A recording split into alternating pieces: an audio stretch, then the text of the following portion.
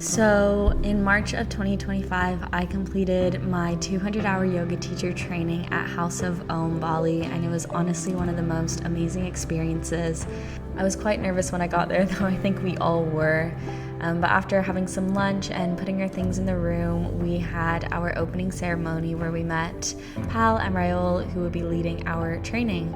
And it was such a nice and welcoming way to start the 3 weeks and the 200 hours that would come.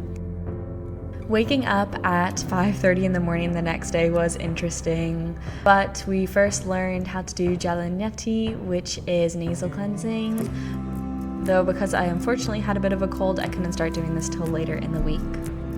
So during the teacher training, our days were from 6 a.m. to 6:30 p.m. with breakfast and lunch breaks in between. In the mornings, we did Shat Karma and mantra chanting, as well as pranayama and breathing techniques, followed by asana practice. So for week 1, we practiced Hatha, which I hadn't actually practiced Hatha prior to my training, as I mainly did Vinyasa before. After having some breakfast, which I'll talk about the food later, we then had our anatomy classes, learning about the skeletal, muscular, and nervous systems, and just about how the body moves in general, and it was super fascinating. We also sometimes had teaching practices in this time where we would teach each other sun salutations and occasionally do yoga nidras, which were everyone's favorite thing. After lunch, we did teaching methodology, which was looking at how to structure a yoga class, how to cue poses, and just teaching in general, followed by alignment and adjustment practice for many different postures which we would team up for. Yes! The shalas at the mansion were absolutely beautiful, as you can see here, with the palm trees in the background, and it was just in the middle of nature. So this was me actually working on my sun salutation, so working on sun salutation C, and of course I had to take so many videos in this area.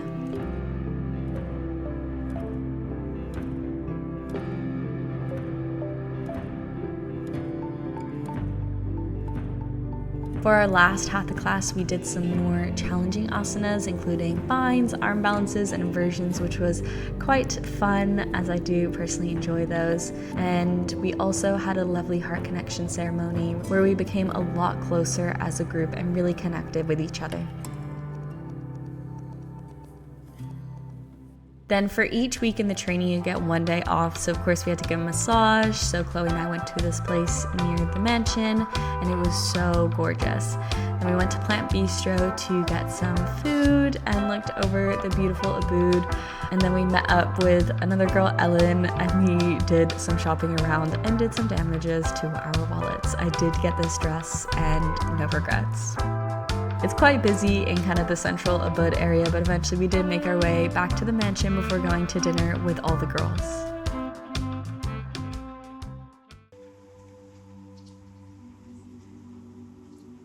During the second week, it was focusing on vinyasa, so our morning asana classes always had a theme to them, so this one was one of my favorites, where I incorporated twists and I got to work on my side crow. I did end up getting a minor injury in my shoulder during this week, but one of the girls was a physio, so she gave me some advice, which really helped out a lot.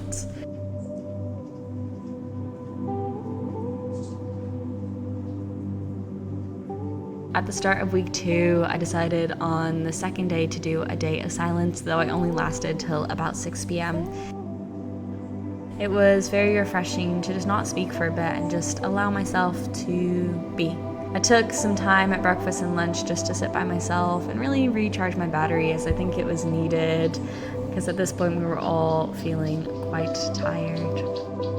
But yeah, I did really enjoy my time in silence and kind of did a lot of reflecting and journaling in that time, and I would love to find more moments of silence in my life. I think it's definitely beneficial. This is a bit of a blurry asana practice.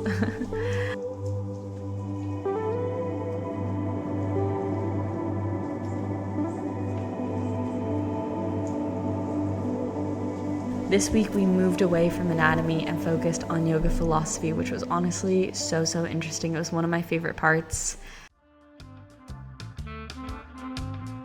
oftentimes during this week we found classes ended in us dancing around, and it was just such a lovely, great way to bond and have a laugh.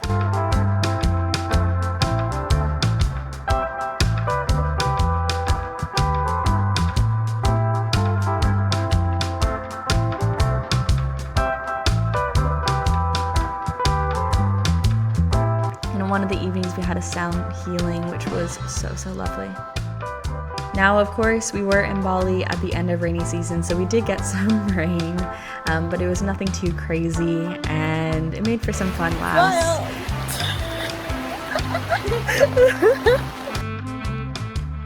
We were lucky enough to be at House of Om for Holi as well. And these were some of the decorations that they did in the area. And then this is Ella and I having a little bit of a fun chat. Maybe we should wear the like head shower cap. Wait, hold on. Yeah, let me get mine. That's so funny. Just in case.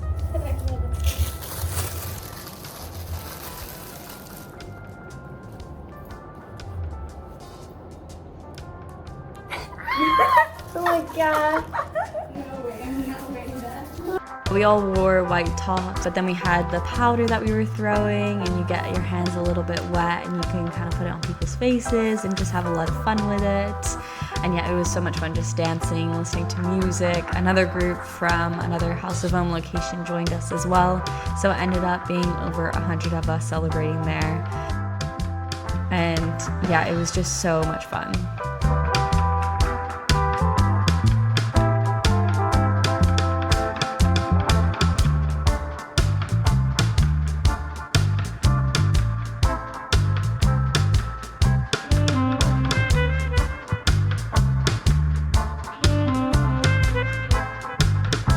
The next day, all of our feet and hands and skin were stained, which was really interesting when we were doing our inversions and arm balancing workshops, trying not to get too much stain on our mats and stuff. But this workshop was so much fun, and it gave us a lot of great tips on how to improve in arm balances, and since then, my arm balances have definitely improved.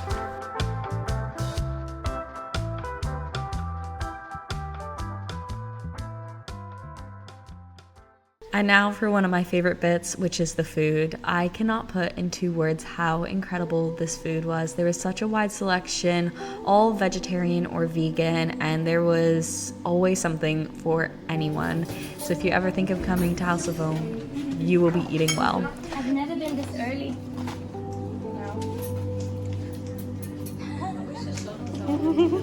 With breakfast, there was always eggs, fruits, smoothies, some type of bread like banana or date bread, which they were delicious. And there was even more options than that. This is just normally what I went for.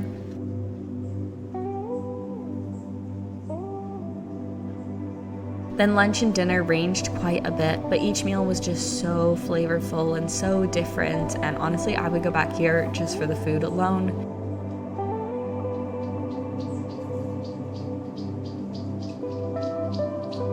We were also lucky to be there during International Women's Day, where they actually made us a cake and gave us some flowers, which was so sweet. And since we did have free time in our breaks, these were often spent lounging by the pool, swimming, also studying for our final exam, which we all passed.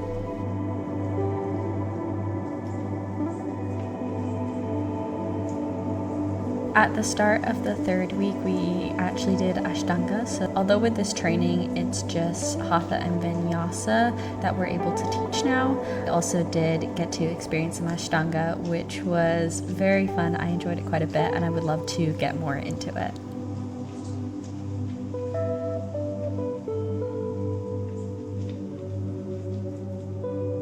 And of course, because it's such a beautiful place, we did take a lot of content. So this is just an example of one of the things that Chloe and I did. So her and I, we were like content buddies. We were just going about filming in such gorgeous places around the mansion. And you can kind of see us trying to do a bit of synchrony.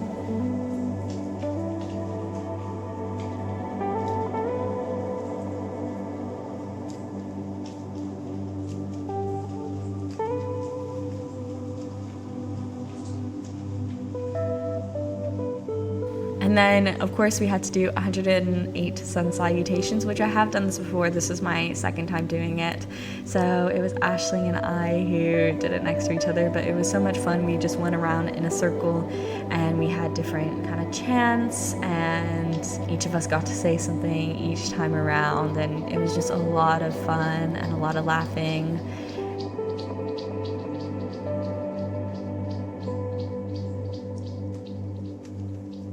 And then we spent a bit of time, we had little papers and we were sharing messages with each other. Or then we had an ice bath, so we progressively made the water colder and colder, and oh my gosh, was it freezing.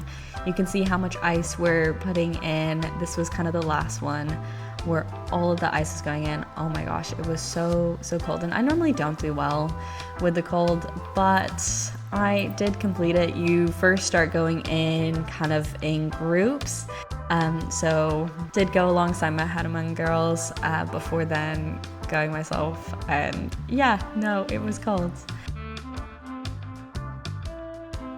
But that evening, after we showered and warmed up, had some food, we had a lovely kirtan, singing different mantras and dancing around, and it was a truly lovely way to spend our last evening. Until the next morning where we all graduated, which was so beautiful. It was such a beautiful space, and being there with everyone cheering you on, and just, it was such an amazing journey and time. And then for it to kind of come to an end, it was almost strange because you'd spent so much time with this group and with these people.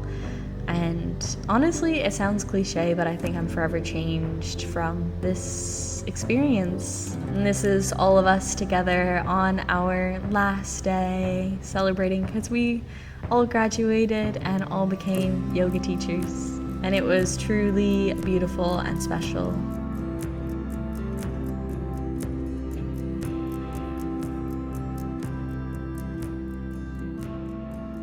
Hello.